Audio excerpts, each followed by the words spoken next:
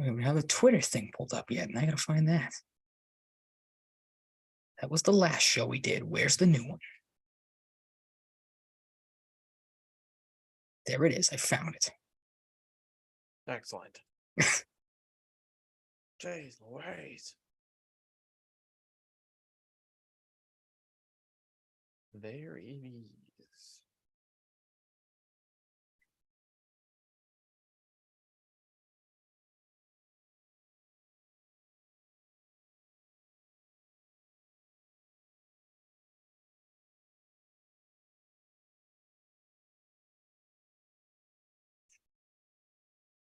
Tweet is away. Okay. See it yet? There it is.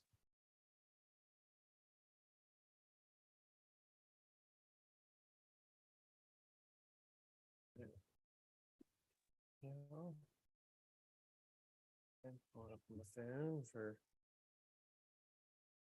chat purposes. Alrighty. A little bit of a late start, but who cares? True.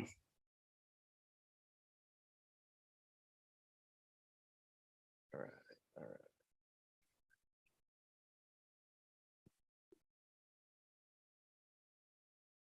Hello, everyone, and welcome back to episode 136 of the Salvaggio and Cratty Sports Podcast.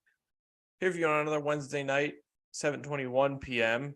We'll start with moments of the week, and we'll talk about some baseball stuff today outside of, hockey and a little bit of football. But before we get into all the fun stuff, Ryan, how are we feeling? Feeling better than I was like 2 seconds ago with all the technical difficulties and Zoom just dropping updates on us left and right. I thought they were going to try to put a stop to our 2023. My mic sounds really weird. Do I sound weird on your end? No. No? Okay, good. Maybe it's just a feedback on my headset. Anyway, technical difficulties right on cue. Must be a day that ends in Y for us. But other than that, I'm good to go. Like I said in my tweet earlier, promoting the show, arguably my favorite show of the year, the baseball preview. And like you mentioned as well, some stuff with the Bruins going on. Patriots may or may not be in on a certain quarterback, and a little bit of Celtics still tie into my moment of the week. Because I think a certain Bruin needs to take a stop by their locker room and tell them to, get their heads out of their asses, like the Bruins are probably going to in their next game. Yeah, because when the Bruins lose a game or two, they rattle off 7 like they did, or something like they've done in these giant winning streaks. Exactly. We even had some breaking news just drop in the NHL. Ooh. Filipino signs a 4-year extension with the Rangers. I thought it was... So it's nice to have a cool bit of news drop during the podcast for once. Right? Isn't that crazy? I know, crazy concept. To start, moments of the week, both tying into the Bruins here. I just thought Charlie McAvoy's Instagram post of a bunch of stuff was really funny, and especially the breakfast photo, where they're all having beers with breakfast. A bunch of the guys on the team. The picture of Jeremy Swayman with the neck pillow that looks like a neck brace. Mm-hmm. So they put him on a Ken Nunn injury lawyer advertisement. And yeah, the last photo, perhaps the best of all, the breakfast photo. You see Bud Lights, you see Budweiser's. And Trent Frederick just smiling at the front with just chocolate chip pancakes and a beer. I feel like everybody else has like multiple things. He's just like, I just want pancakes and a beer. That's it. Just kept it simple. Bergeron's like grinning in the background, and Grizz like give it the thumbs up. Marchand with the little scowl. Derek Forbert, can someone check on him? He looks a little sad. Maybe he just wasn't ready. Nick Foligno's just smiling, not looking at the I know, he's just looking off into the oblivion. Like, it's just old man didn't know where to look on the camera. Charlie McAvoy is mid-bite of something. Hampus Lindholm has just got his typical smile he usually sports. And it's a funny photo. If you haven't seen it, go peep Charlie McAvoy's Instagram. I thought it was really funny. Beers with breakfast. Mm-hmm. Not even phased. You think maybe you don't have beers with breakfast in the middle of a hockey season, but this Bruins team is different. Maybe this is their fuel. Maybe they do this more often, and that's why they're so good. So, I don't know. I was going to ask you that. Maybe they don't do that anymore because, like you said, beers and breakfast, maybe not the most common theme. And then they come out and play one of their worst is maybe a strong word, but they didn't look great last night. So we don't know when this photo was taken. We don't know. Fair. It could have been taken on a road trip. Could have been taken 3 months ago. Yeah, who knows? They just decided to post it yesterday out of all days. So in that picture, he's just like, yeah, it's like I don't know where. Yeah. I'd be like you or I doing this tonight, and we're like looking over here as we're talking. It's like, no. Old timer, bring it back over here. Like Bergeron, you said it. Bergeron's my favorite. Just the like goofy, half like eyes closed smile in the background. Like a little kid smile. Yeah, great picture. Absolutely. Your moment of the week is Bruins related in a different vein. Yeah, I was listening to, I think it was Zolak and Bertrand. They talked about it because they brought up a similar point about just like what we was talking about, the Bruins, their tough play last night. The Celtics, of course, having maybe their worst loss of the season, getting blown out to a Bradley Beal and Kyle Kuzma-less Washington Wizards team with the first seed on the line in the Eastern Conference. That's now all but gone because of just a terrible loss last night. And very interesting. We've talked about it before. I brought it up numerous times about how the Celtics, you and I both wish they don't play down to their competition and they don't kind of just roll into these games and think, hey, we're the Boston Celtics. We'll beat this team, the Washington Wizards, that have a bunch of nobodies on it right now. That didn't happen last night. Brad Marchand, he kind of echoed those thoughts I found interesting with the Bruins performance last night in his post-game interview. He said, quote, we obviously took them lightly. We seem to get up for these games against teams that we could potentially face down the road. I think we were a little disrespectful of the game tonight. Of course, obviously talking about how poorly they played against the Nashville team they probably should have beaten. I wish Brad Marchand and whenever the Bruins and Celtics are home at the same time, maybe that's the next game. I'm not sure. I got to check the schedule. But Brad Marchand needs to pay the Celtics locker room a visit and maybe kick a couple of asses, knock some heads together, and kind of just reiterate the message there, because that's the mindset the Celtics should be having right now. But of course, after last night's game, you get the typical, you can't get too high, can't get too low. It happens. We're on to the next game. Found it interesting that a couple nights ago, when they were struggling and started to come out of it a little bit, gave you some hope. Malcolm Brogdon was one of the guys that was like, yeah, the first seed's very important to us. We're going for it. That's what we want. And then last night they have this loss, and you have a guy like Marcus Smart come out and basically say, oh, it's not that important. We'll play whoever we play in the playoffs. Like, that's, again, we talked about this last show, the show before that. That's not the mindset to have going into the playoffs. I think I said, you don't want to go limping in, and maybe the Celtics will come out of this after a performance like this last night and what we've seen, the last month and a half. My confidence is shaken in them completely. I don't have a lot of confidence in this team moving forward. Now, maybe they come out and they play up to their competition again and play with Milwaukee. And we get a little confidence back. But right now, the way they're going, the way these two teams are trending, it's kind of been this way since the All-Star break for both teams. Bruins continue to rise. Celtics continue to fall. Like you said, the Bruins have a game like this last night. And is your confidence shaken in the Bruins at all? No, like you said, they're probably going to rattle off however many games they have left. They'll win last 9 games. Yeah, they'll win like 90% of those games. The Celtics, I don't know. We talked about this last week when I said, what their schedule looks like, what they should probably go, what they probably will go. This is a loss that you should not have had. That this is a game coming up tomorrow against Milwaukee that should have meant a whole lot more. And now, of course, right before we jumped on, the injury report came out. There's like 4 starters on it that might not play, because I think at this point the Celtics are in rest mode because they probably know they screwed up big time last night, and it was just aggravating game to watch all around. A little bit that I caught of it. But like I said, Brad Marchand, take a pit stop to the Celtics locker room the next time you're at the Garden, and maybe try to give your mindset to these Celtics players that clearly just don't seem to get the message this late in the season, which is so maddening. Yeah, I mean, I don't know how, if you're a fan, you can feel any different. It's a little frustrating. That's kind of like, this is a little bit more of the tipping point for me too, where I am starting to worry about the Celtics more. If they respond like this versus the Bruins, it might be a little different if the Bruins didn't respond the way they did to a tough loss last night, where they pretty much got shut out. Let's be honest. Yeah, they scored with like 2 seconds left. I saw or heard. No, 0.3 seconds left. Oh, okay. So I was giving them too much credit. Right at the buzzer, no reaction from the team really. But yeah, I mean, I'm in the stage of hoping they can snap out of it. So that's what I am going to try to will into the universe. Do we have any other thoughts here before we jump into the rest of the show? No, that was just my main one. Like I said, I found it so funny that it was very nice and refreshing. And like I had in the outline, like that just immediately came to mind, the Michael Scott, like, thank you meme of Brad Marchand, getting the message and knowing that, we screwed up last night. We shouldn't have taken that team as lightly as we did. And then you have the just complete polar opposite from the Celtics. So it's crazy to think of that, like the way these two teams, we talked about this before too, where they are in the season, like something like that. I feel like start of the season, you would maybe expect out of the Bruins more so than Celtics, just the way the two teams were trending before the year started. And now that narrative's completely been flipped on its head. So just kind of the state of where both teams are at right now. Yeah, Absolutely.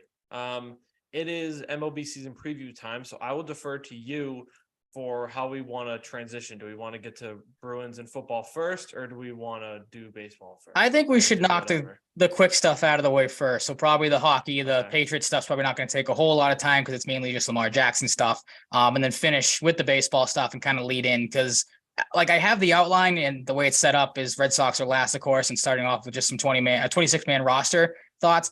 I haven't seen an official 26-man roster yet from the Red Sox, so I'm just kind of going off of what I think they're going to do. Maybe that'll drop at some point during the show as, teams are starting to figure out, who they want where. We did see a former Red Sox and Franchi Cordero sign a major league deal with the Yankees today, so I guess look out for that. That'll be a Franchi Cordero revenge tour coming up at some point. But no, probably start with the Bruins on the game recaps per usual, and then just like I said, Lamar Jackson stuff. Sounds good. Works for me. So let's do just that and segue into Bruins. Start with the recap of the past week. As usual, win over Montreal as expected. Jeremy Swayman and net made 29 saves on 31 shots. Tyler Bertuzzi finally gets that elusive first goal as a Bruin, and it's just a fluky one from behind the net, but they don't ask how, they ask how many. Jake DeBrusk splits the defense and scores. Nice, typical Jake DeBrusk goal you've come to expect at this point. Penalty kill was a little weak. Nick Suzuki and Kirby Dach had the lone Canadians goals, both on the power play. Pastrnak scores number 49 on the power play.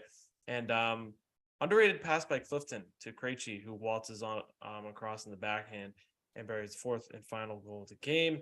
Bruins win 4-2. 2 nights later, Tampa comes to home, the home ice this time to play at the Garden. Ullmark makes 26 saves on 27 shots. And we start off with a line brawl. I've been waiting for something like this all year. Been a while, yeah. Like a half line brawl. Yep. Or like a 40% line brawl in this case. Lauko, Colton, Maroon, and Hathaway start things off with a bang. Bergeron scores later in the game on a nice pass from Marchand. Typical Bergeron to Marchand, Bergeron, whatever connection. Victor Hedman scores on the penalty kill. So that's unfortunate. Mm-hmm. And then my biggest takeaway from this game was this is the type of game you acquired Garnet Hathaway for. He gets in a fight early on, gets the energy going, and then scores the game-winning goal on a greasy goal in front of the net. This is why you acquired him. This is the culmination of it, and games like this are going to be huge to have his presence in. But yeah, then unfortunately, this could have ended a lot worse. They get a back-to-back going to Carolina. Could have been bad, but it wasn't. They won the shootout. Almost did get bad. Their seventh win in a row almost got bad. Yeah. That's true. Jeremy Swayman's in net, makes 34 saves and 37 shots in the shootout win. Pastrnak scores 50 on a goof, like an accidental mishap that happened to beat Frederik Andersen. Didn't love the Drury goal. Thought that was a little soft on Swayman's parts, but whatever, they won. And then Pastrnak scores another one barely for 51. Later in the game, Jakub Lauko gets on the board. He's got 6 points in 18 games now, making his case for a full-time roster spot next season. Perhaps, yeah. He rips one past Anderson. Brady Shea and Sebastian Aho scoring the third to send it to overtime. No dice at overtime, but Coyle and DeBrusk win it in the shootout. That was great. I mean, you got to take what you can get when Bergeron is out, Marchand, Lindholm, Hall, Foligno, Forbert, and Lauko partially. Thankfully, that leg injury, or they called it upper body, but it looked like leg wasn't serious. They went on the road against a really good team. That was pretty sweet. And speaking of Taylor Hall, we had some reports last night that the Bruins,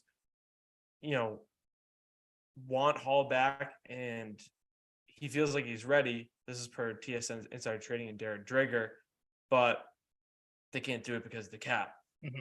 That's not necessarily true. I'm not disputing Darren Dreger or anything here. They could put Forbert on long-term IR. They could put Foligno on it if they really want to. And that would give them 6.8. So you could accommodate Hall's 6 he makes. And then Jim Montgomery came out today and just said that that's not true. Completely shot it down, yeah. That could be Jim Montgomery just being like, no, we're not pulling a Kucherov here, which is fair. But interesting to see that situation. I don't really care as long as Hall is skating with the team. I was going to ask you that. Fresh. He's keeping his legs fresh. All I Mhm. care about. Okay, because I had this conversation with my grandfather coming home from the range the other day, and he said, kind of asked me the same question too, of like, wouldn't you maybe, down the stretch here, one of these last couple of games, if not both of them, get him back out there just for some game action, because he didn't think you maybe want to throw him out there, ice cold in the playoffs. But like you said, he is practicing, so it's not like he's just sitting at home doing nothing. But you just, like you said, you kind of just answered the question. You don't care whether they bring him back before the playoffs, if they start him game one of the playoffs, it doesn't matter to you in the end. No, it doesn't really Okay, matter. fair enough. He'll I be mean, healthy, so. we've seen it exactly that too, and we've seen his track record. This isn't like a case like a Lauko. Like if he was hurt, you bring him back first game of the playoffs. You don't know how he's going to react to not having a ton of playoff experience. Hall's a guy that's experienced. He's been there. It's not like he's going to get gun shy, for lack of a better term, when it comes to the bright lights of the playoffs. So yeah, I'm with you. Like if you can maybe sneak him in there the last game of the year, do it. But the main thing is keep him as healthy as possible. If he's practicing with the team and that's how they want to go about it, I'm perfectly fine with that too. Yeah, I mean, took the words right out of my mouth, honestly. Nashville game last night. Nice gesture by the Bruins to pay tribute to Nashville and wear the stickers on the back of their helmet. Really, we've said it before. I'm really sick of talking about people getting shot at school. Not really a huge fan of it at all. It needs to stop, and I hope it does. But just quickly sending our best wishes to anyone affected by that as well. Just like we said, really sick of hearing about this, that it has to happen so much in our country compared to everywhere else.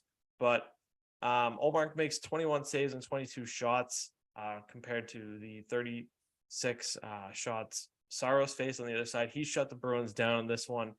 Cody Glass and Cole Smith score the goals for Nashville. Smith gets the empty netter late from like 180 feet, but positive, I guess, if you want to take something out of this, is Pastrnak scoring number 52 late. The negative from this game outside of losing is the power play is still a problem. They had like 5 or 6 opportunities, couldn't do anything really. Overall, I don't think they played a terrible game. I think they ran into a hot goaltender. There were stretches where they weren't great, but they got to fix the power play. It's not a new thing. They need to resolve this before the playoffs, or else this mighty Bruins team might struggle more than we think in the playoffs. Yeah, I mean, I did see someone, I can't remember who the tweet was or the account was that I saw it from, but did poke fun at it a little bit and was like, I don't know what everyone's so concerned about. Last time the Bruins had basically a dog crap power play and a great penalty kill, like they did pretty good in the playoffs. Like good things happen. But I mean, this is, all joking aside, this is getting concerning. Like if this is the one thing, like you just said, you have to worry about with this Bruins team, it's 100% that. Like if they weren't scoring, and I mean, they aren't scoring, let's be honest here, we know that. But like you said, the Tampa Bay game, they gave up another shorthanded goal. Like those two things definitely can't go hand in hand. So obviously, you'd like the power play to start working, but when, they're giving up shorthanded goals along with not being able to score, like there's I think a major cause for concern there. So I did see they're trying to do anything they can at practice. Again, I think I asked you this last week. You didn't have an answer. Maybe after a couple more games watching, is there anything that sticks out to you that maybe they should change? Because I mean, it's been a full on fire sale trying to get guys going here. So I don't know if there's anything you've seen that maybe put your coaching hat on for a second, and maybe there's something you could figure out what the hell to do with this thing. My biggest thing right now is I want the top unit to be Bergeron, Pastrnak, Marchand in his typical spot, and then Krejci and McAvoy on the point. I think that is a tried and true 5-some that works. So I would like to see that. I like them experimenting with Bertuzzi a little bit. He's done okay, and it helps to have as an option if you need in the playoffs. But this is the look I think they should go with.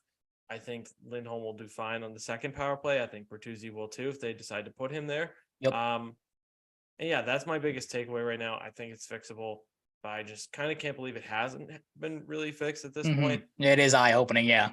It is, yeah, that's exactly it. It's eye-opening and something to monitor. Up next for the Bruins, Sean Corrali returns to the TD Garden. I'll be excited for that tomorrow. But yeah, I mean, the Blue Jackets are the Blue Jackets. They're not having a good year. They're fully tanking for Bedard at this rate. They're still playing hard, but it's more so tanking in the sense that, they're just down there in the basement. Johnny Gaudreau leads them in scoring 69 points in 71 games.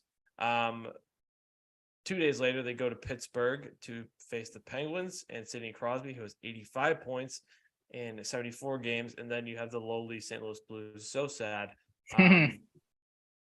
34 and 6, 74.6 in the Central. That's not a playoff spot.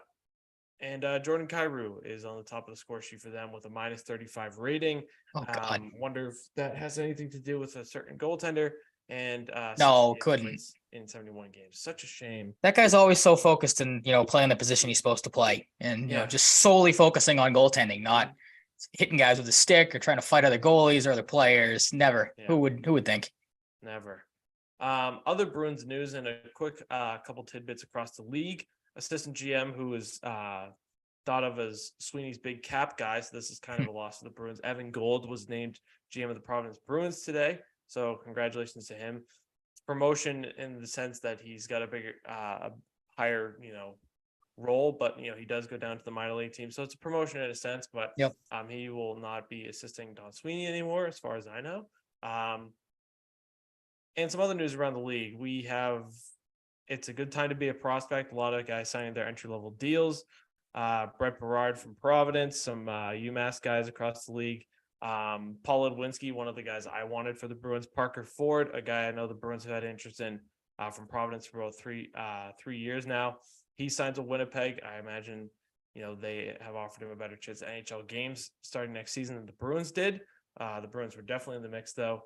Henry Thrun, the big prospect that they acquired from the Ducks at the deadline, signs with the Sharks. Max Sasson from Western Michigan signs with Vancouver. Sean Farrell, the stud from Harvard, signs with the Canadiens. Matthew Coronado, former first rounder of the Flames, signs with them. Emil Andre, stud of Swedish defenseman, signs with the Flyers.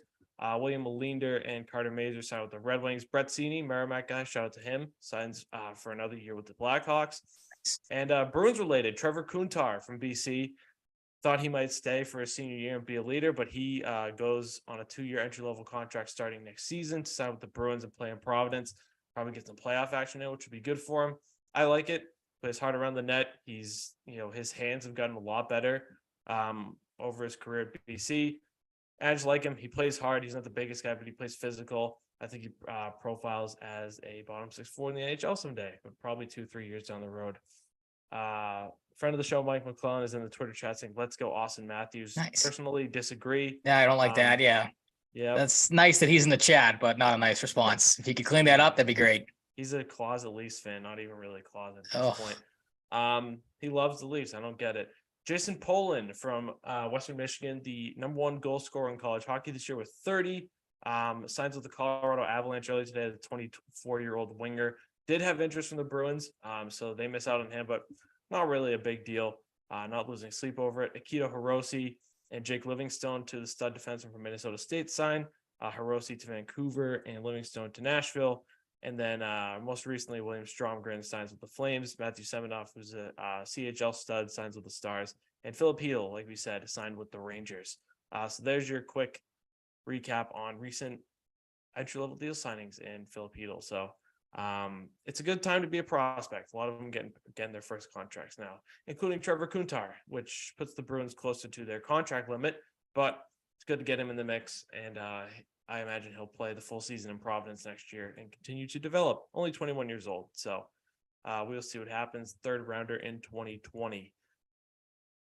Any final Bruins thoughts before we talk about Lamar Jackson? Yeah, just that they're, it seems like, again, to tie it back to the Celtics, they're going on a Celtics-esque stretch right now. They're playing a couple of pretty bad teams with one good team mixed right in the middle in those Penguins. So, like we said for the Celtics, don't, underestimate your competition. And once again, I think the Bruins, they'll live up to Brad Marchand saying that, basically we played like crap. We need to fix everything. Montgomery basically said the same thing. I believe him. I think they'll figure it out. They'll probably go out and drop 4 or 5 goals on Columbus's head tomorrow night. Wouldn't surprise me. So yeah, just don't fall into the same trap the Celtics fall into. And saying all the right things, but in reality, just not being able to back them up. But should be 3 pretty winnable games. And the Pittsburgh game might be tough. If you could beat the bag out of St. Louis with Bennington and net, that would make that game even better. But who knows? Shout out to former BC Eagle Nikita Nesterenko scoring his first goal for the Ducks on Jordan Bennington. I think the Bruins will win these next 3 games. Mike McClellan says in the chat, let's see some overs tonight. We do have a parlay on 3 overs in the NHL. So there you go. Over, betting all 3 overs tonight.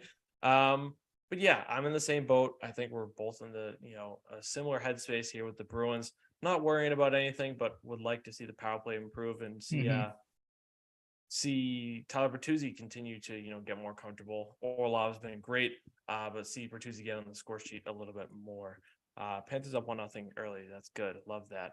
On to the Patriots and the NFL with Lamar Jackson stealing the headlines this week. Still waiting about Aaron Rodgers, but honestly, fuck talking about that because that shit is just boring at this point. I think people are more focused on the Lamar Jackson stuff. The latest we have on Rodgers is just that the Packers are probably not getting the 13th pick anymore. Whatever, just get it done. I'm sick of hearing about this. I'm more interested in what's going on with Lamar Jackson, even though it looks like he probably won't be a Patriot. Meek Mill seems to believe and has told Robert Kraft that Lamar Jackson wants to be a Patriot. I also want Lamar Jackson to be a Patriot personally. And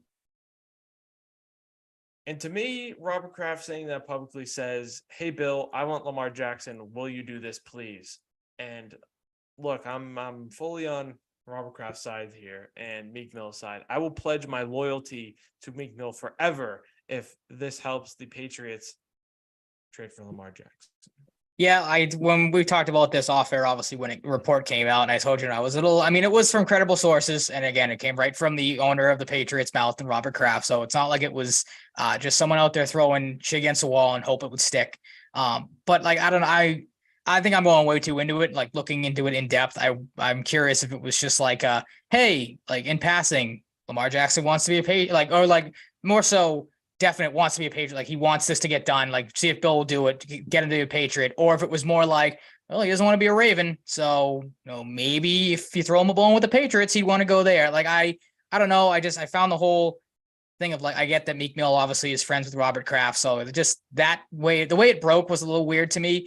And also to me, kind of like you said, Robert throwing that out there saying, it's up to Bill if he wants to get it done. I think that solely puts like all the blame on Bill if this doesn't get done.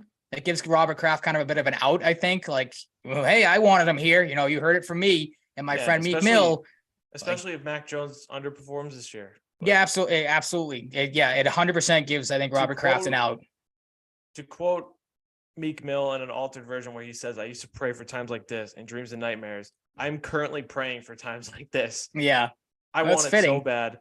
This is all I need the rest of the offseason. I don't care if they don't even add another receiver. I just want Lamar Jackson on this team. Nothing against Mac Jones, but guys like Lamar Jackson don't become readily available potentially like this. Absolutely.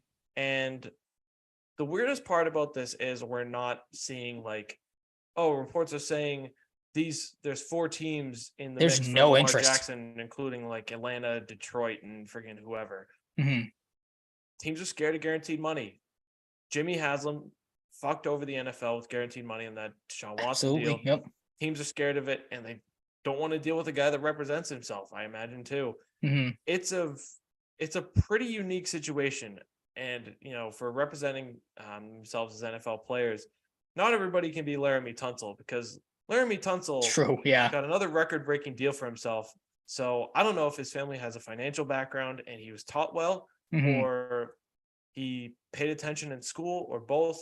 But this guy has negotiated 2 record-breaking deals for himself as an offensive lineman, which is kind of a tough position to do that for very well. But Lamar Jackson is struggling on a different aspect of, the football playing field financially to negotiate for himself for a much, higher skill position than an offensive tackle. Nothing against Laramie Tunsil, but no, you're right though. Just how it goes. It's an interesting situation, but you got to at least explore this if you're Bill Belichick. That's all I want at the end of the day. That's just try. Exactly. That's why too. Like again, I'm curious of this, the whole timing of it all, because again, like you said, if again, I'm one of the biggest Mac Jones defenders, as people know that listen, as we've talked about it before. But like you said, a generational talent like Lamar Jackson doesn't come around every once in a while. Like this is a deal you absolutely have to, like you said, at least pick the phone up and call Baltimore to see what the asking price would be, or what if you could figure something out. Like you got to do it. Sign the tender. Give up the first round pick if they don't want to match it. Well, that's what I wonder. Like because like you just said, there's not a lot of teams that have been involved. It seems like there really aren't any teams that want Lamar Jackson, which is strange. Because so many teams, it seems like the futures are up in the air. I wonder if there's just like rumblings internally from teams of being like, he's pissed off this year. He's going to be a free agent next year. Why don't we just wait have him, play one more year in Baltimore if he even does, or if he goes somewhere else. And I mean, obviously, if he was traded, he'd probably sign an extension somewhere. So you get what I'm saying, though. I think a lot of teams are kind of just going to play the waiting game here and said, instead of giving up a couple of first round picks and maybe more for him or whatever the deal is going to be, why don't we just wait until next? Like, the guy is 100% gone. He's not going back to Baltimore after this season. Yeah. And let's just wait it out. The thing we talked about too last week, the Ravens could be hoping like somebody just signs him to a more reasonable deal, and they'll be like, okay, matches it. Thanks for doing it for us. Absolutely. But like, teams aren't going to be like, oh yeah, let's help them out. Like, no, I have no chance. How it works.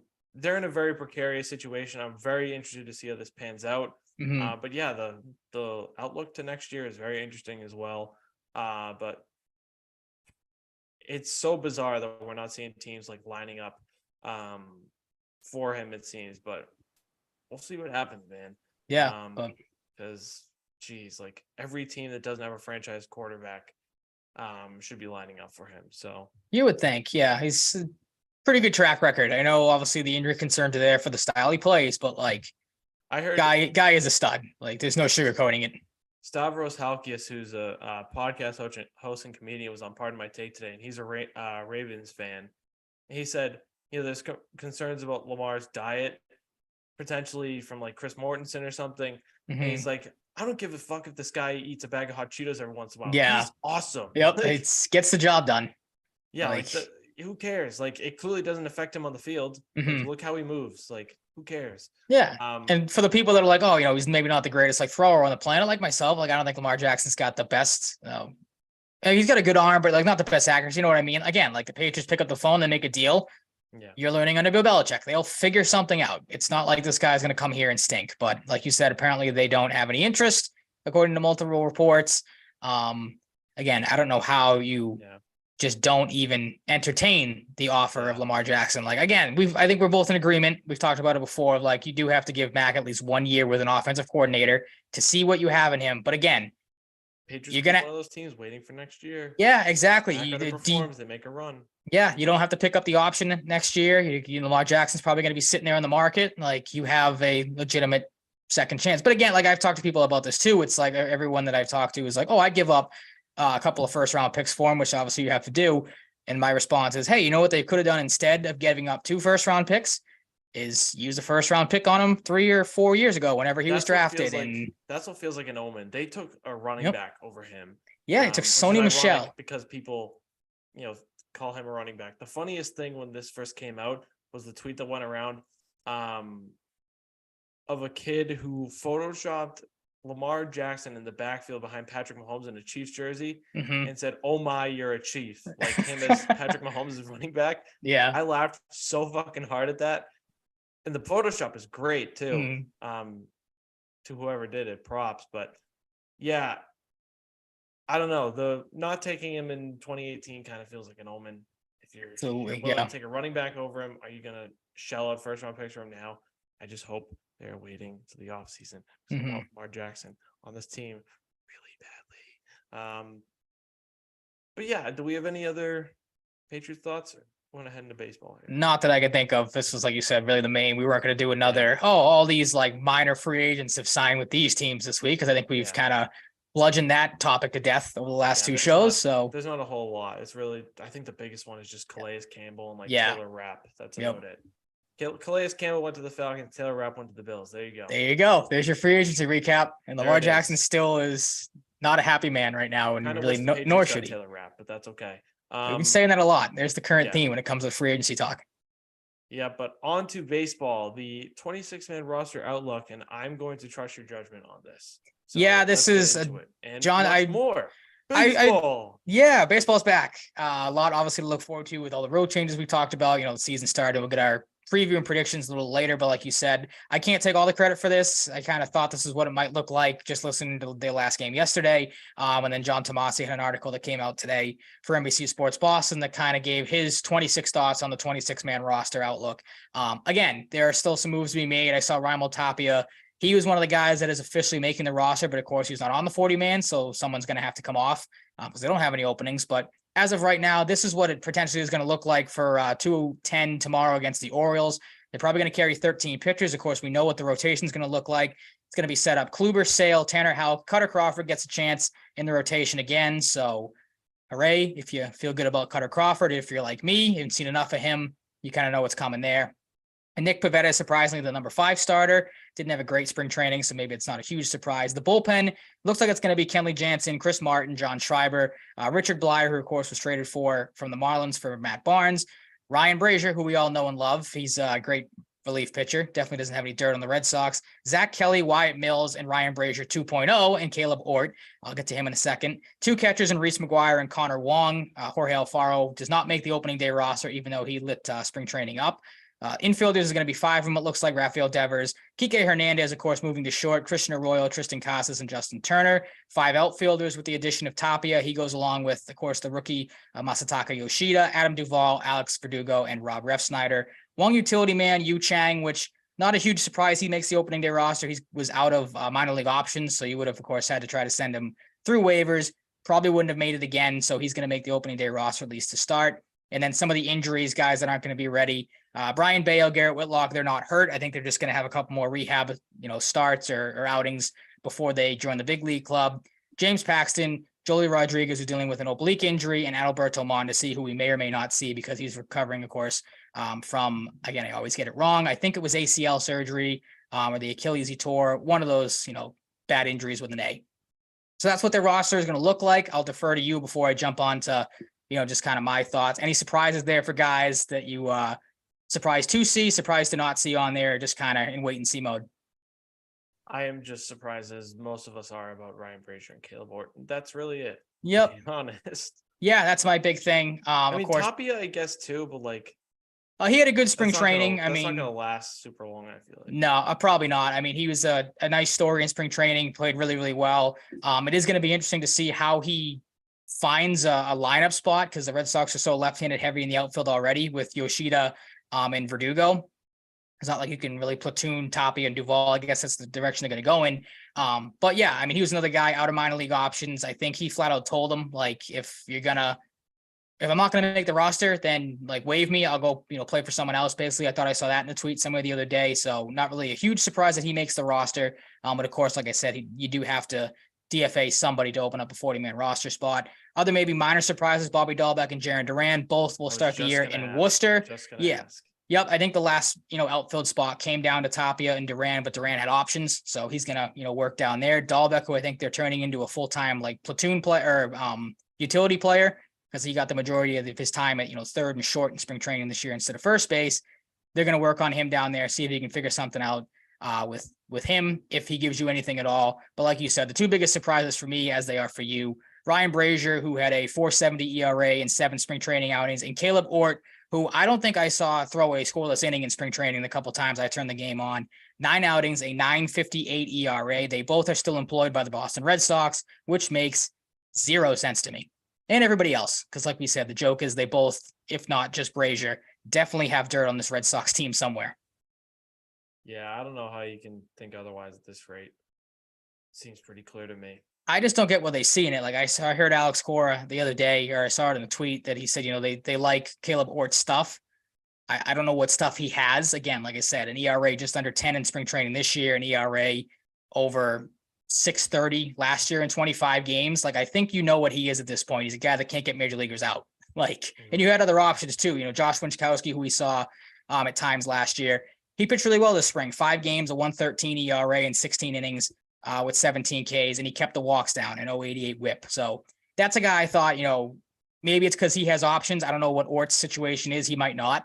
So maybe that's why he made the roster. But Winchkowski, I feel like could have been a better choice. We'll see in a bold prediction that I have, maybe a spoiler alert here. Brian Mata, who definitely had options. That's probably why he is going to start the year in AAA rather. I maybe would have given him a chance over Caleb Ort. He looked really good in spring training. I know his profile is more as a starter, so that's probably what the Red Sox want out of him. But like, push come to shove here, I think you want to set your 26-man roster up with guys that are going to be effective, and he looked pretty effective in spring training compared to Ort especially.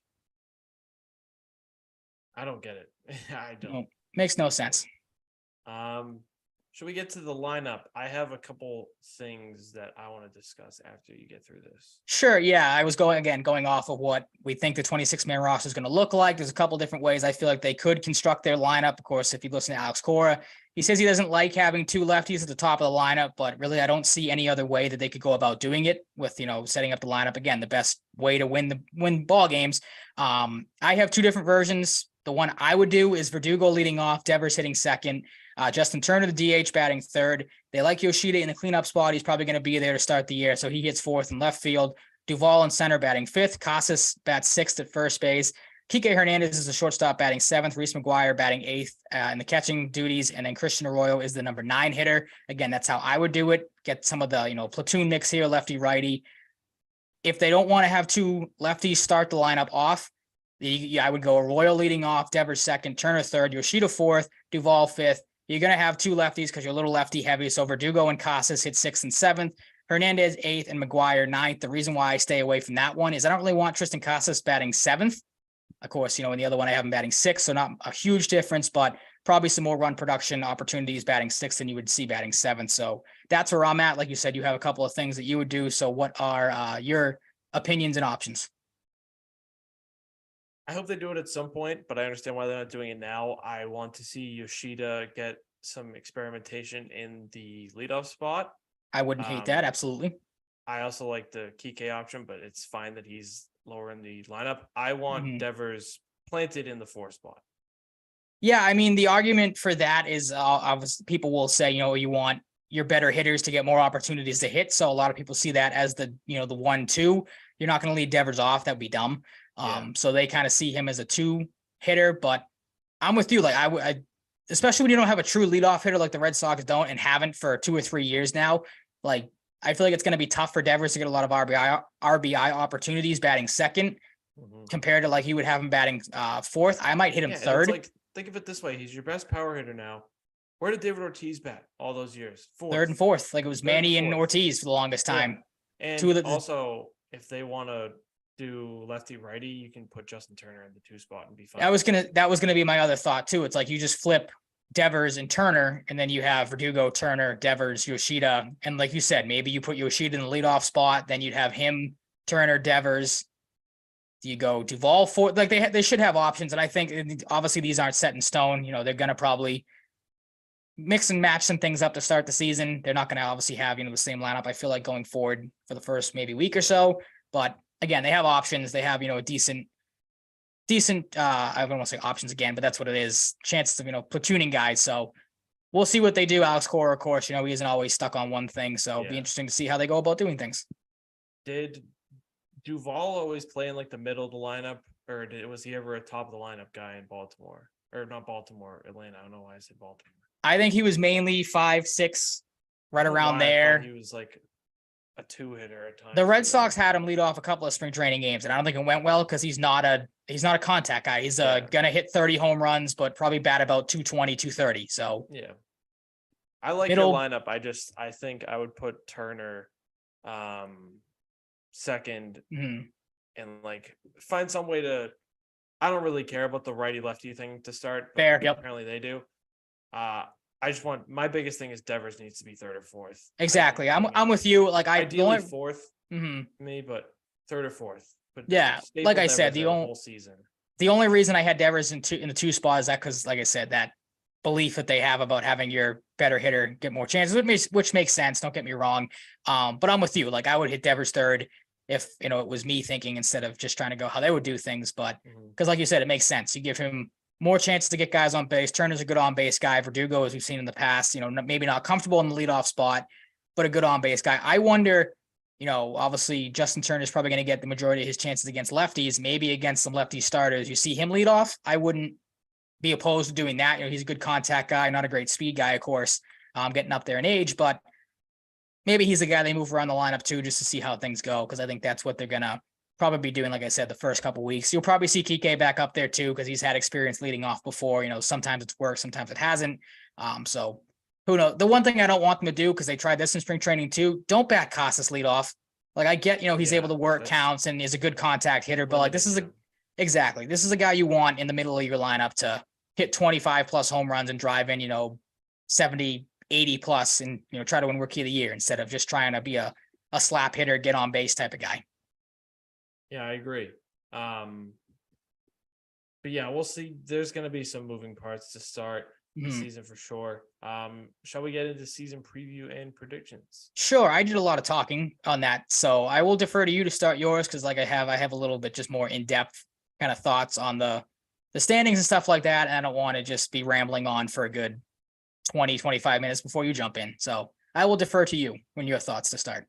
Yeah. So unfortunately, there's not a whole lot of variation in where teams are in the standings, but there is in records and playoff structure. And we'll just get into it. Mine, I have Toronto winning the AL East, 99-63, just one shy of 100. The Yankees also making the playoffs at 93-69. The Rays at 84-78, missing the playoffs. The Red Sox finishing fourth at 80-82, and the Orioles finishing fifth at 77-85. I have the Cleveland Guardians winning the Central, going 90-72. The Chicago White Sox going 84-78. Minnesota Twins going 82-80. Kansas City going 64-98, and Detroit going a lowly 62-100. But it doesn't mean they're the worst. It's not the worst record, no. Let me tell you about the worst team in the MLB. The Houston Astros are not that. They will win 98 games in my estimation. Bad segue there. I know, bad segue, but whatever. Gotcha. 98-64 making the playoffs, of course. Seattle, number 2 at 92-70, also making the playoffs. And the LA Angels finally making the playoffs, going 84-78, because with 3 teams going 84-78 in the AL, I'm giving the nod to the Angels. I have to imagine the talk gets to them. This team just has to make the playoffs. At some point, you would think, yeah. I don't know if they're good enough to win 84 games. I think they could. This team needs to make the playoffs. Ohtani's a free agent after this year. This is put up or shut up time. They got to do it. I have the Texas Rangers in 4 at 81-81, and the Oakland Athletics as the worst team in the MLB. They just DFA'd a top prospect who hit 300 in spring training, and Kristen Pache or Posh. I have them going 44-118. That's going to be up there for one of the worst worst records. I looked it up the other day. Is brutal, dude. Yeah. Like big time brutal. I looked it up the other day. I think because I was trying to see too, like, I could maybe have Oakland as the worst record ever. I think it was the Cleveland Spiders, if I'm remembering correctly, that lost like 140 something games, I think it was, or 140 exactly, and had like 24 wins in the season, 22 wins in the season. I'm like, Oakland's not going to be that bad, but they'll get there. They'll get close, especially after you said, like, when you texted me that the other day that they DFA'd Pache, like he was the main guy, like I told you in the Matt Olson trade a couple years ago. That makes no sense to me that he's already, dude. I mean, he's not a great player. Don't get me wrong. Like, I think when they made that trade for Olson, they the Braves kind of underpaid for him. But that was a surprise. Absolutely. That's a kid you thought would have been able to stick with an Oakland team that's basically made up of like AAA guys and guys at the end of their career. Yeah, it's just freaking bizarre. On to the NL, we'll get to playoffs and awards after we get through the divisions and stuff in the regular season. I feel like that's the best way to go. Sure. I have the Atlanta Braves as my first 100 win team, winning exactly 100 games, going 162, and of course making the playoffs. The New York Mets going 95-67, also clinching a playoff spot. The Philadelphia Phillies, I think they could go over 90 wins, honestly, but I have them going 90-72, also making the playoffs. So 3 teams from the NL Beast. The Miami Marlins at 70-92, and the Washington Nationals at 52-110. I have just one playoff team in the NL Central, and the St. Louis Cardinals going 96-66. The Milwaukee Brewers missing at 87-75. That feels crazy to say. That's just how good the NL is, or should be, might be. The Chicago Cubs going 79-83. The Pittsburgh Pirates going 70-92, and the Cincinnati Reds going 61-101. And then the NL West, I have the San Diego Padres as the number 1 team in the regular season, going 102-60 to win the NL West. The Los Angeles Dodgers coming in second at 93-99 and 63, also making the playoffs. This is the one change. I have San Francisco at 3 instead of Arizona. I have them going 77 and 85. Arizona at 72 and 90, and Colorado at 64 and 98 to round it out. All right. Like you said, I agree. Gonna agree with a lot of that, except for the second to last pick you had with the Diamondbacks and the Giants. I have those flipped. But jumping into mine, because like you said, the records are a little different starting in the AL East. I, like you, have the Blue Jays taking the division. I did the same thing last year. That, of course, fell flat on its face with the Yankees. I can't remember if they ran away with it. It might have been closer, but I have the Blue Jays at 96 and 66. My big thing for them, like I said, I just have a couple of little blurbs on each of these teams. Health is key for them. Obviously, you saw Guerrero get banged up at times last year. I think the Blue Jays pitching is deeper. Their bullpen is more improved this year. Did something big happen in a sport? I saw your reaction over there. No. We got Yes. Aaron Hernandez news. Like Aaron Hernandez's brother has been arrested after allegedly throwing a brick with a cryptic note at ESPN HQ. The note reportedly said to all media outlets, "It's about time you all realize." Did he spell realize REALEYES? Oh my God. I don't know. Where are you looking on Twitter? From Breaking 911. Okay. Which has 1 million followers. All right. Yeah, So this it's is actually a part of the article. My God. Geez, that sidetracked me. Realize the effect media has on all family members. Since you're a worldwide leader, maybe you could lead how media and messages are delivered brick by brick. Clean it up. Yours truly, Dennis J. Hernandez, who is now arrested. okay. Didn't expect to see Aaron Hernandez news today, but No, breaking absolutely news. not. I don't That's think I had that wild. on. Don't think that I had that on the bingo card tonight. Yeah, It's a hell of a cheese and mug shot though on the. yeah. This guy's like, yeah, I'm happy I did this. I proved my Yeah. point. Ha ha ha. Crazy throwing a brick. All Back to right. your regularly Because scheduled the Hernandez programming. name wasn't already kind of dragged through the mud to begin with. Now you got that. So that's good. Yeah. But yeah, back on a more positive and reel it back Less into weird. yeah, less weird. Like I said, Blue Jays, I think they take the AL East. Partly too, because I think the Yankees, you're seeing it, health is obviously going to be big for them too. You're already seeing it with Rodon is hurt. I think Severino's banged up. Can Aaron Judge, can he repeat? Probably not the 60 plus home run performance, but I think he'll get 45, 50 plus. But of course there's injuries, concerns with him, being able to stay healthy, Stanton, stuff like that. They are getting older. He's a youth movement key. You already saw them bring up. I don't know why I'm blanking on the shortstop. Volpe. Volpe. Yep. You already saw they brought him up. So he's, I think, going to man one of, if not short, maybe second base. I didn't see exactly where they're going with him. So maybe a youth movement is key for the Yankees. But yeah, I think the Blue Jays off the backs of Vladimir Guerrero and Alek Manoah, who I could have potentially as some award winners. They take the division, like I said, 96-66. Yankees coming second at 94 and 68. Tampa Bay 85 and 77. Like you have, I have them missing the playoffs as well. The Rays are always right there. The pitching's always good. I just don't know, where their offense is going to come from. Do they have enough in their rotation? Glasnow's hurt again, so there's some concerns there. But again, they're the Rays. They tend to figure it out. The Red Sox, I have coming in fourth place at 83 and 79. Again, like you're going to see with a couple of these teams, health is a big thing, and of course, overproduction, both obviously key for this team.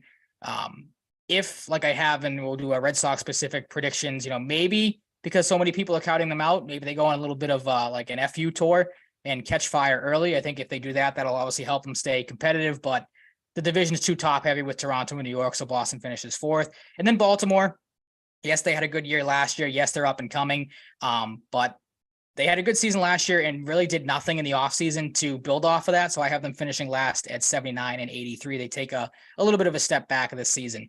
In the AL Central, Cleveland, I have still reigning top of the division, 92 and 70. Josh Bell is going to be a great addition to that lineup. I think Shane Bieber and Emmanuel Clase are going to, dominate in the pitching department. Bieber could potentially be a Cy Young finalist, and maybe they make a big trade down the road too that I have in some bold predictions coming up a little later. White Sox, 85 and 77. They finished second, like a lot of teams, as I said. Major health concerns all over the field. If they stay healthy, they could make a run at the division, but again, that's a big if with their track record. Twins at 84 and 78, same as Chicago. I like Lopez in the bullpen, the rotation. That was a solid addition. And look for Joe Ryan to make another leap. He had a good solid season last year as a young starter. could slot in as a good number 2 there. Kansas City at 67 and 95, good young and up and coming team. Bobby Witt Jr. and Vinny Pasquantino are going to be fun to watch. But other than that, like, it's going to be a tough year for the Royals. And Detroit, I have, like you do as well, finishing in the basement at 65 and 97. Tarek Skubal, Casey Mize, both hurt to start the season. Looking at their depth chart, to me at least, Skubal's the funniest name in the world. It is. It's a very funny name. Yep, I didn't think it was real when I found out he existed last year. Yeah, thought he was just like a 2038 MLB franchise mode guy come to just life. Auto-generated player that you see in the draft, like you said. But yeah, he's a funny name. He's a good pitcher. He's not going to be out there to start the season. That's going to hurt Detroit when they don't have a ton of pitching depth or, good pitching on that team. They have arguably, to me at least, one of the worst looking pitching staffs in baseball, if not the worst. Again, Oakland will probably take that. Being mean to Eduardo Rodriguez. Oh, there's questions about him too. Obviously missed pretty much all last season, concerns about him moving forward. Maybe he bounces back. I think he will, because it is Eduardo Rodriguez. He does have a track record of, having some success in this league. And the big thing with Detroit too is, Javi Baez. Can he bounce back, or is he just a guy that he was basically took some money and then just decided to run, because he was one of the worst baseball players in the league last year. Goes from one of the most electric personalities and a firecracker to being just truly completely terrible. Fell off. Like I said, he was a pretty good case of, I got my bag and now I'm just gonna not rot in Detroit, but came pretty close. It's accurate. Yeah. I have the NL Central in the outline, but it is the AL Central. I have the Astros. They did have a couple of losses in the offseason, mainly Justin Verlander, of course. Jose Altuve is probably going to slow them down to start the season a little bit, but they're still kings of that division. 98 and 64. Sustainability is going to be the only thing that'll slow them down. They still have a great lineup and still have a very good, solid pitching staff as well. Seattle will compete with them all season long, but I think they fall just short, 95 and 67. I like their offseason. I think Julio Rodriguez is obviously an MVP candidate, but Seattle, their big thing is pitching, again, depth, particularly in the bullpen moving forward. What's their closing situation going to look like? How do they get there? They finished in second, but do make the playoffs. And like you, I have the Angels finally breaking through as well at 86 and 76. Again, health is their biggest thing. You saw some health concerns, have good spring trainings, particularly Anthony Rendon. If he can bounce back, that'll be huge for that lineup as well. I like their offseason. Mike Trout 2 and Hunter Renfroe. Yeah, that's true. Hunter Renfroe, I completely forgot he was there too, but another solid addition to that team with some winning experience. Some postseason experience as well. Connie do stuff and Logan O'Hoppe be good, and just have the rest of the main characters just hit a ton of fucking home runs and maybe make the playoffs. Well, that's what I mean. That lineup has the possibility to be really, really good. I think the WBC did wonders for Trout and Ohtani. I think they're hungry to both make the playoffs. Like you said, this could be Ohtani's last year in LA. Questions, of course, if the Angels are out of it by the trade deadline, do we see Ohtani moved? He's making like 60-70 million this year. He is. Yeah. I think like 90% of that's coming in endorsements though. Like, it's insane. He's got like one of the highest endorsement contracts ever. Absolutely. Rangers, they come in fourth, 80 and 82. Again, some nice additions. I like the DeGrom pickup, the Eovaldi pickup as well. But again, those are guys with some injury concerns, some health concerns. Of course, DeGrom is the poster child of that. So the Rangers, they're building towards something, but again, that division is a little too top heavy for them to be ready just yet. Maybe one or two additions to the bullpen for them puts them in consideration, contention next season. And then, like you, Oakland, they're going to be horrible. Like you said, I don't understand why they DFA a pretty solid young prospect in Christian Pache. 50 and 112 is what I have them going. Like I said, though, they could honestly compete for the worst record in all of baseball history. In the NL East, like you, I have the Braves finishing first, 102 and 60. One of 3 100-win teams that I have. They're arguably the best all-around team in baseball. Raisel Iglesias is a little banged up to start the season, but I think they'll be able to overcome that perfectly fine. The Mets, they finished second at 162. The big question for me, obviously 2 great pitchers, but can they hold up the entire season? Justin Verlander and Max Scherzer, they're not getting any younger. I think they'll overcome the Diaz injury just fine. We've seen Cohen, their owner, spend crazy money in the offseason. I think they'll make a trade at some point during the season to get a closer and shore up that position. They'll be just fine. That offense is still really, really good. Philadelphia, again, injury concerns. Harper and Hoskins not going to start the season. Hoskins is done for the year. Harper may not be back until the All-Star break, maybe after it. 92 and 70, excuse me. I have them making the playoffs as well. I think there's still a ton of talent on that team to overcome. The Marlins, I have at 73 and 89. Luis Arias is a good start for an addition there, but again, 2 top heavier division. Miami is a fun, young up and coming team to keep an eye on. Washington at 55 and 107. They'll compete with Oakland basically for the worst record in baseball because there's not a ton of talent on that team. Again, it's a clear rebuild in Washington. Some decent pieces, Gray, Mackenzie Gore in the rotation, but other than that, not great. In the NL Central, the St. Louis Cardinals still own that division, 93 and 69. The big thing again, can the rotation stay healthy? Jack Flaherty is of course key to that. You already saw Adam Wainwright go down with an injury. He's not going to be ready to start the season, so that's a big loss there. And then Jordan Walker, he'll be a blast to watch, making the opening day roster and is a lot of people's picks for NL Rookie of the season of the year. Milwaukee finishing second at 88 and 74. Again, the big thing, it's health, of course, but does the Corbin Burns situation linger? Of course, there was a lot of talk about his contract stalling out, being taken to arbitration, stuff like that. I think that will linger at some point this season. Again, as we'll get into the bowl predictions a little later, people might be starting to piece together who I think the big pitcher off the market's going to be. If they stay healthy, if that doesn't linger, if their offense figures something out, because I don't know how deep their offense is, they could make a run at the division. The Central is probably one of the more open divisions in baseball, but I still think, of course, it's the Cardinals division to lose. Chicago, again, kind of a middling team, did make some nice pickups, some veteran guys, but they're just not enough there yet. I think Dansby Swanson's probably going to be one of the more, not overrated, but, and again, not worse contracts, but you know what I mean? Like he's not going to live up to that contract he signed in the offseason. They finished at 77 and 85. Pittsburgh is 67 and 95. Like Miami, should be a fun, young, up-and-coming team to watch. Of course, their big storyline is if Brian Reynolds will be moved or not. And then the Cincinnati Reds finish in fifth at 64 and 98. Hunter Green and Nick Lodolo will be the main focus of that team to watch. Other than that, there's not a lot at Cincinnati. Again, a team going through a clear rebuild. What's up? I just found out that Christian Pache was traded to the Phillies. Was he really? Okay, so there's some Bryce Harper reassurance, maybe. Rhys Hoskins is having ACL surgery. Oh, yes, that's officially, he was officially done when that injury happened, but now definitely done there. And that stinks because he was primed for, again, he was a guy that was going into a contract year like Ohtani was primed for some big things. So that's obviously a tough loss for the Phillies there. But again, an injury I think they're going to be able to cover because that lineup is deep. We saw what they did last season, especially late in the season into the playoffs. And they do have Kyle Schwarber. Yep. So they are fine there. To finish it out in the NL West, like you, I have the Padres finally dethroning the Dodgers as the division champions at 162. Again, injuries could test their depth. What is Fernando Tatis going to look like when he comes back from that suspension? A lot of people are picking him as an MVP favorite when he comes back. I don't know if I go that far, but I think he'll be a big contributing factor. I think Xander Bogaerts is obviously going to do wonders for that team, a guy with plenty of playoff experience and just, is an all-around winning guy, as we know. So he'll help that team big time. The Dodgers, they finished second, 98 and 64. Still a great team, but just too many losses compared to San Diego's, the Padres' additions to hold on to the division crown. And again, there are some concerns moving forward there with that team and health and guys getting up there in age. No Walker Buehler, so the rotation might take a step back. But I think Julio Urias is going to take another big step forward, as we'll see a little later as well. Like you said, differing here, the Diamondbacks, I think they're going to be a fun young team to watch. They're my surprise team of 2023. Does that mean they're going to be good? No, they're still a middling team. Don't get me wrong, but I do have them finishing at 79 and 83. Take some steps forward. Maybe make a little noise in that division. Again, but probably not because there's two absolute behemoths in that division. San Francisco, 76 and 86. Nowhere close to enough additions in the offseason. A lot of people shared the same thought. They really needed Judge or Correa. They settled for Mitch Haniger, who's a nice addition, but compared to, again, the other teams in that division, there's just not enough talent on that team to compete. And the Rockies, who I think their biggest offseason addition was signing Jurickson Profar like a week before the season started. Yeah, exactly. Not even trying to improve. They made one pitching addition. I remember seeing the tweet that their owner or their GM was like, oh, we think we're in good shape here. It's like you added a depth rotation guy, and that was your entire offseason. So they finished 63 and 99. I don't think they'll be bad enough to reach 100 games. Chris Bryant, I think he'll have a bounce back season, but it's not going to be even close to enough to save this team from finishing in the basement.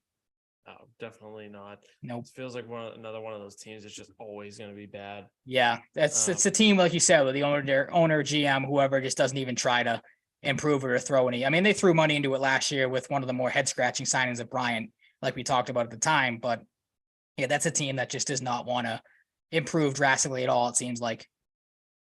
I agree. How do we want to approach this next? We still got like a bunch of stuff. How so? The awards or the just kind of... Yeah, do you want to get into like your bold predictions first, like other predictions around the league, or do we want to do awards and do predictions after, then do Red Sox predictions, or what? I say we'll do it. A good question. We should have went over this beforehand to make it easier. It's okay. Improvise. True, we're good on the fly. Let's do, I think, just playoff predictions, because that kind of just feeds into division stuff, awards, bold predictions for the league, and then we'll finish with Red Sox stuff because we'll tie it all back in together nicely. Word. All right, so go ahead. Because you alluded to who. Sorry, again, on the fly doing this. Your playoff teams, as you mentioned.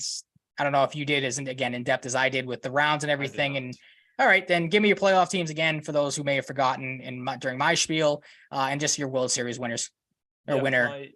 My postseason predictions aren't as drawn out as Ryan's, as you'll find out. But I have Toronto, I have the Yankees, the Guardians, Astros, Mariners, Angels, and then in the AL I have the Braves, Mets, Phillies, Cardinals, Padres, and Dodgers. As does Ryan. We both have the same playoff teams, I believe. We do. Yep. And then for the World Series, I have Toronto over Atlanta. This will be the team that has a better chance to win a Toronto championship, unlike the Maple Leafs. Oh, I hope Truck's still not watching, because that was kind of a low blow. But I mean, as he knows, he should. He's not watching right now. So. Oh, that's a shame. That makes me feel even worse now. Like you said, same playoff teams in the American League. As of course we remember from last season, the top two teams get a bye. So Houston and Toronto finish with the best record in my predictions. They both get their byes. Cleveland 3, Seattle 4, the Yankees 5, and the Angels 6, setting up a wild card round of the Angels versus the Guardians. Guardians take that 2-1. The Yankees and the Mariners, and Seattle takes that series 2-1. So Yankees elimination day comes once again in the wild card round. So sad. Apologies to any Yankee fans that may or may not listen to us, but at this point, if you've been listening, you should know what you're in for whenever we talk about baseball. In the ALDS, Seattle versus Houston, an AL West matchup, the Astros. Seattle's getting there, man, but they're just not there yet. The Astros, until they prove me wrong and start to fall off a little bit, I'll start going against them. I did that last year. I made that mistake. They beat the Mariners in a 5-game series, 3-2. Cleveland, Toronto, I have the Blue Jays winning that as well. Again, just a little bit more talent on that Blue Jays team. They finally break through, go to the ALCS to beat the Astros, and the Astros finally fall off. They do not go to the World Series once again. I have the Blue Jays winning that series in 7. In the National League, Atlanta and San Diego both get the byes. St. Louis, New York, the Dodgers, and the Phillies round out the final couple of playoff teams in the NL wild card. The Phillies sweep the Cardinals 2-0. The Dodgers and Mets match up, and the Mets win that series 2-1, setting up an NLDS that features the Phillies and Braves, and the Braves win that one 3-1. The Mets and the Padres. The Padres maybe pull off the upset to some people if you think the Mets are a better team than the Padres, 3-2. NLCS matchup between the Padres and the Braves, and I have the Braves winning that series 4-2. Like you, setting up a Blue Jays and Braves World Series matchup, but I have the Braves winning it in 6. Interesting. Yes. All righty. Should I do awards first? Yes, your awards. What do you have the awards looking like this season? Yep, I have the chalk for AL MVP. I have Shohei Ohtani, with Guerrero potentially challenging him for that. Mm-hmm. For my Cy Young, I have Alek Manoah winning the first of his career, with Ohtani, of course, lurking in the weeds, very capable of winning both. I have Tristan Cautious. I bet on Masataka Yoshida. Yes, did I? I'm going with Cautious for my pick. Just, had a $25 free play expiring, so I threw it on Yoshida. He's a 29-year-old rookie. He can do it. I have John Schneider winning Manager of the Year and Phil Nevin. Honestly, if the Angels make the playoffs, he'll probably win it, but I can see them giving it to Schneider in this case. In the NL, I have Juan Soto, the chalk again. I think he's the betting favorite. With Austin Riley as my sleeper. I don't know. I like his odds this year. He had a big year last year. I think he could, build on it. I have Sandy Alcantara. 5 finisher last year. Sorry to cut you off, but he is. Oh, was he? I think so. I think he was one of the finalists last year. So you're in good shape there.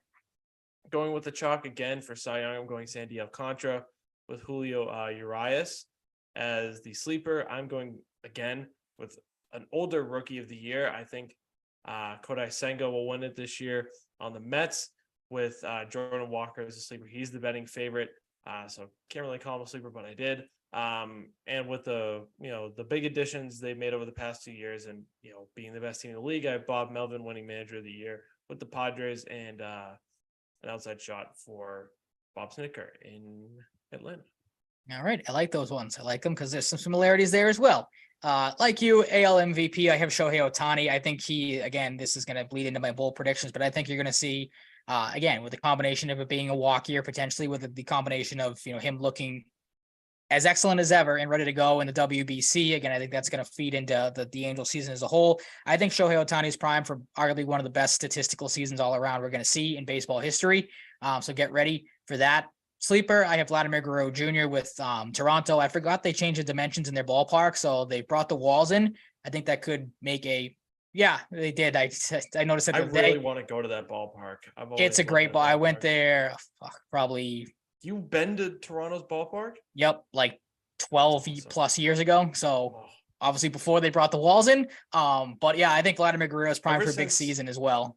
Ever since Jose Bautista hit that iconic home run, and I always loved playing there in MLB baseball games as a kid, I have wanted to go there. But well, that's how I found out they moved the walls in. Is I booted up the show when it came out last Friday, and I was like, oh, I forgot they did dimension changes in Toronto, and now the walls are closer. So get ready for a big Vladimir Guerrero Jr. season again, as I'll have in my bold predictions coming up.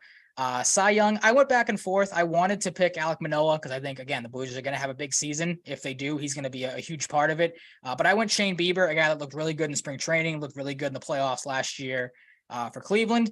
I think he's a pretty good shot to win it. And then sleeper, again, like I said, I think Ohtani's going to have a big season. He very well could make a running at Cy Young as well, maybe be an MVP and Cy Young winner in both.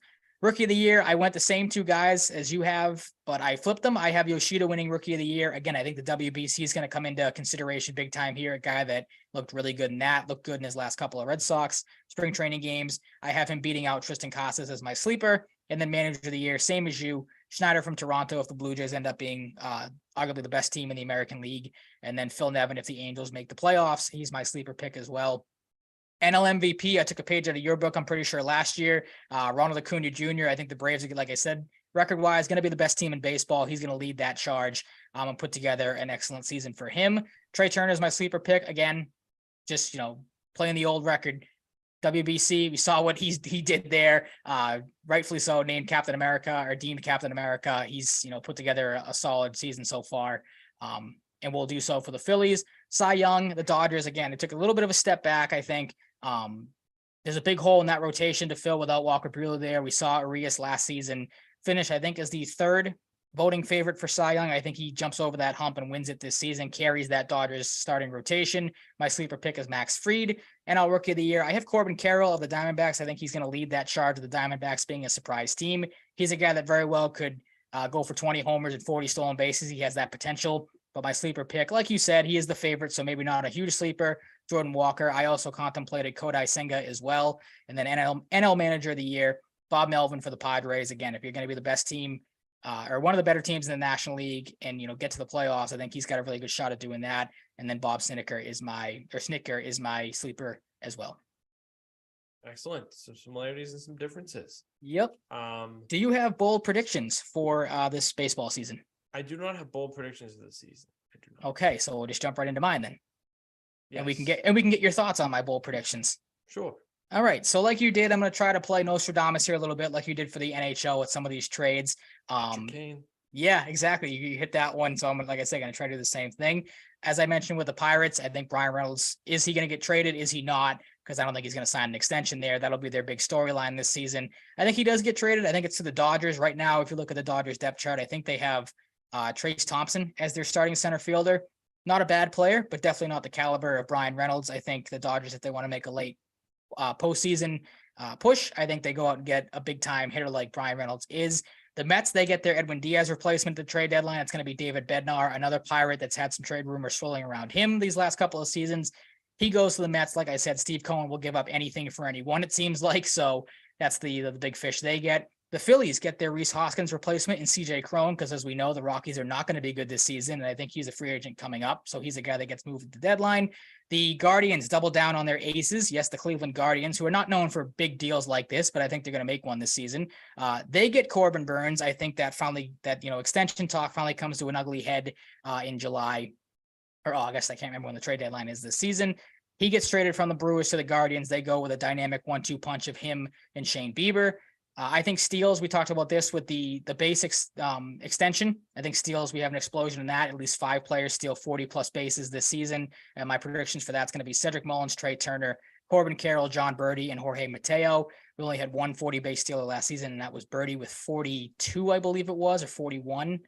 When I saw that in the outline at 1st, I thought you meant that John Birdie only had 1 stolen base last year. No, oh yes, he's gonna bump up to 40 steals this year after just 1. Like, holy smokes! Yeah, it's a huge boost to his stolen base total. Like I said, with Shohei Ohtani, I think he puts together one of the greatest statistical seasons we ever see. He's going to finish top 5 in the league in home runs with 40 plus. He's going to have a sub 230 ERA and 230 plus strikeouts, which will get him right in that Cy Young consideration, and then also steal 20 bases as well because he has that sneaky speed potential. Ronald Acuna Jr. finishes the year as a 40-30 man, 40 homers and 30 stolen bases, en route to an NL MVP. And Vladimir Guerrero, if he wants to keep up with Shohei Ohtani in the MVP consideration, if he stays healthy, I could very well see him, again, with the dimensions change, have a legitimate shot at an AL Triple Crown. Because, again, he is that type of hitter, good contact guy, good power guy, as we know. I think he'll put it all together this season. Nice. I like the Corbin Burns and Ronald Acuna ones in particular. I think the Guardians, like, they're a team that's good enough now that they need to start doing shit in the playoffs. Yep. And I don't know a lot about their prospect system, but I feel like they've got to have, some good prospects, enough to do it. Maybe a player or 2 off their roster if needed. And Ronald Acuna, I like Ronald Acuna a lot, so I like it. And Triple Crown is always going to be in the cards for Vlad Guerrero Jr., let's be honest. Absolutely. I mean, I'm sure you thought the same thing when you had him as the MVP pick last year, but like, it's something with Ronald Acuna. Like, at some point he's going to get it. He has all the talent in the world. Obviously with the injury a couple of years back, derailed what was going to be a great season for him then. Like, if he stays healthy, this is a guy we've seen in the past, has all the potential to do pretty much everything and more on a baseball field. So would not surprise me if he puts together a very strong season for the Braves. Nor would it surprise me. Red Sox predictions now. I will get into mine first. I feel like since I have the less drawn out ones. Yep. That's the theme. Like I said, I mean, this is how it goes for baseball for us. We flip it. Sorry, I keep cutting you off, but we flip it for the hockey stuff. This is how hockey goes for you. This is how baseball goes for me. Yep, exactly. I have the Sox going 80 and 82, 4th place, no playoffs. I'm going Garrett Whitlock for pitcher of the year. I think he's going to have a huge year, primarily out of the bullpen. I have team MVP being Rafael Devers. Guys got to live up to that contract, and I have a bold prediction for him. Breakout player Garrett Whitlock. You could say he's already broken out to an extent, but I think he's just going to have an awesome year. I think pretty much everything's gone right for him since he got here. So why not? Why wouldn't it continue? I don't see a reason to think otherwise. My biggest disappointment is James Paxton. It hasn't been a good start to his career with injuries. This guy seems like he gets hurt all the time. I don't see him having that huge of an impact this year. I almost put Chris Sale, but I don't think Chris Sale's going to do terrible. If he stays healthy, I could also see him doing pretty freaking good because I still think he probably has something left in the tank. My 3 bold predictions are Rafael Devers hits 40 home runs this year or more. I think Garrett Whitlock has a sub 2.2 ERA, maybe sub 2, like he had that first year with the Red Sox. I could see that happening. Nice. Always possible for a good bullpen pitcher. And I have Masataka Yoshida, hopefully en route for my bank account to a rookie of the year, hitting over 20 home runs as a rookie. That would help. Be a very big help. The Garrett Whitlock one interests me because I went back and forth with him on a couple of pitching predictions, but as we've talked about before, I mean, the Red Sox, they want to start him in the rotation. I'm glad you said that you have him being the breakout pitcher out of the bullpen because, again, you and I are in agreement that's where he should be. But I couldn't make a prediction on him because I don't know what the Red Sox are going to do with him. Like, if he comes back from his injury and is in the rotation, maybe struggles a little bit, they move him back to the bullpen, and he figures some stuff out there. Like, his career to me is just so up in the air right now because I think, like a lot of Red Sox fans think, the Red Sox want him to be one thing, Red Sox fans want him to be the other. So I'm just kind of in wait and see mode with him to see how he looks when he comes back, and what his defined role actually is. Like, is he actually, like, I think thought process too, is he going to be like a legitimate starter that goes 6, maybe 7 innings, or does he work more in the opener style of like, he'll go the first 3 innings, we'll bring somebody out of the bullpen for 2 or 3 and then go from there. So that's kind of where I'm at with him. Fair, very fair. He's fascinating guy. He's a wild card for sure, but I do like, I could very well see him, like you said, pitcher of the year, very well could be in his cards. We've seen him had success before with this team, so we shall see.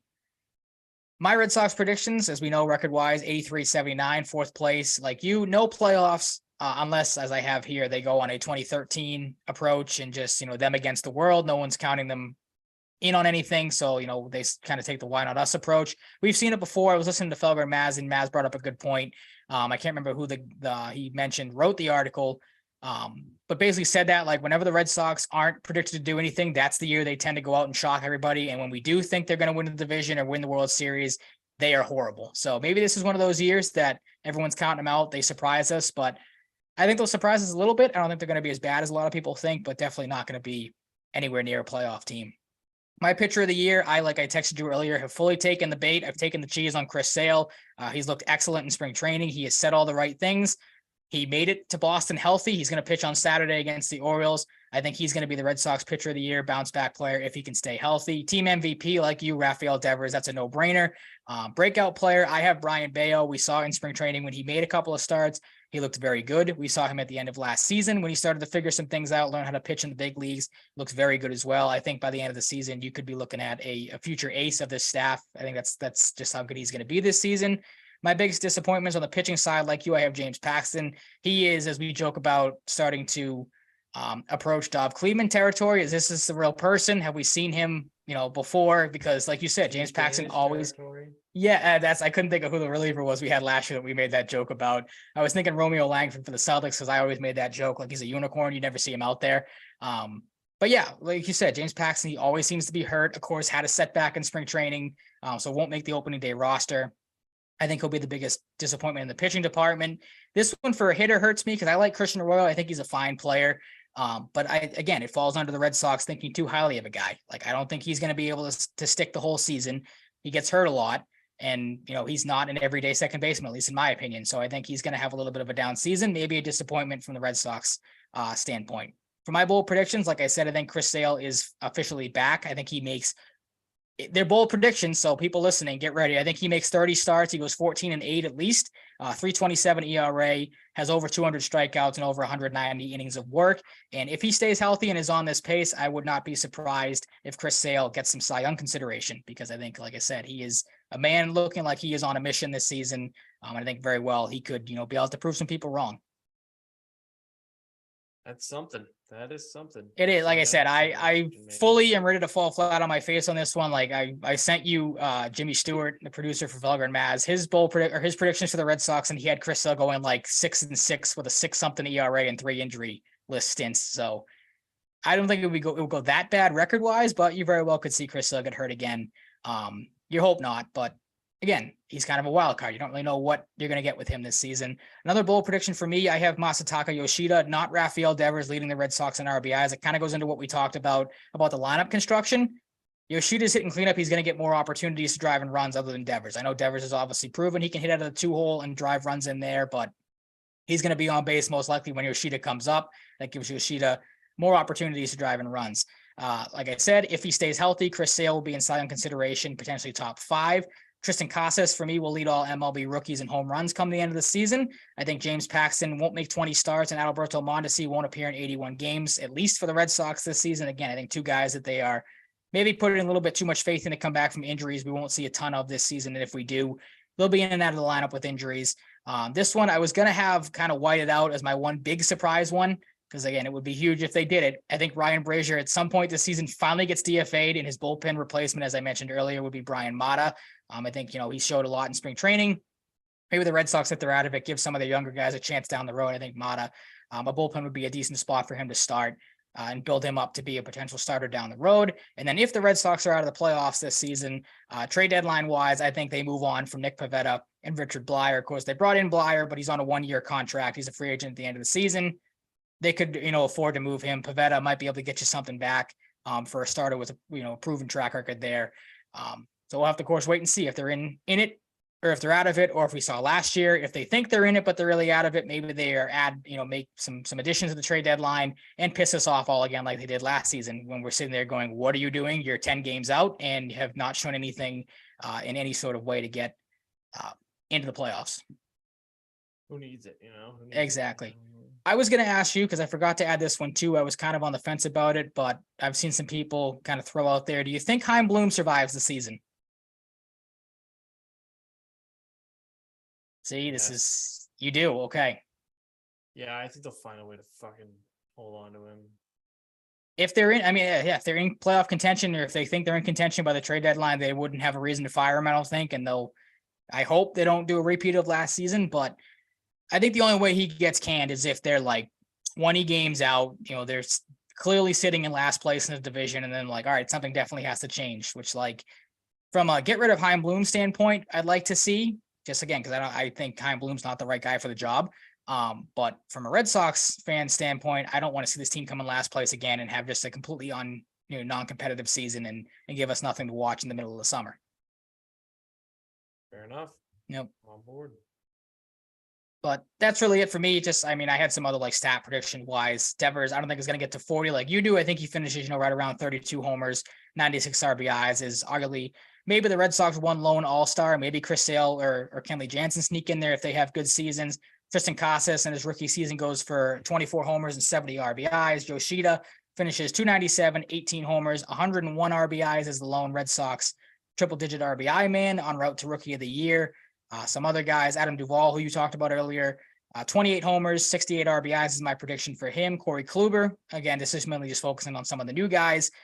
30 starts, 11 wins, a 3.60 ERA. Jansen finishes with 30 saves. I could very well see him being, a top 5 finisher in saves for the American League. I almost said that in my Did you? predictions. I almost said that, yeah. Yeah, I mean, he's a guy he's proven it before. I think he had mid-30s last year. He might have led the National League. So, or was right up there in that as well. So he's a guy that, again, proven track record there. And then Brian Bayo, 10-6 record and 26 starts, 3.58 ERA, might take over as, a top of the rotation guy.